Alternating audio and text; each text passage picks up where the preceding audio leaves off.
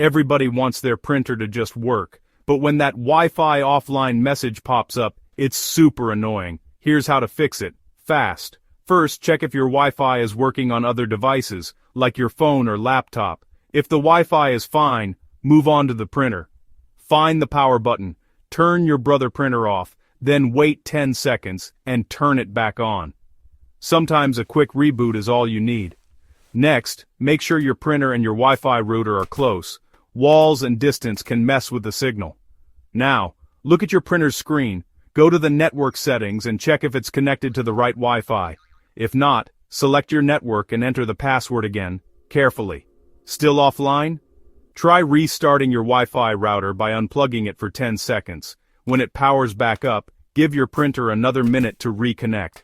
Finally, if nothing works, grab your phone or computer and search for your printer's model number plus Wi-Fi setup. Brother's website has step-by-step guides to help. Remember, you're not alone. Wi-Fi hiccups happen to everyone. Now you know the quick steps to get your brother printer back online. Happy printing!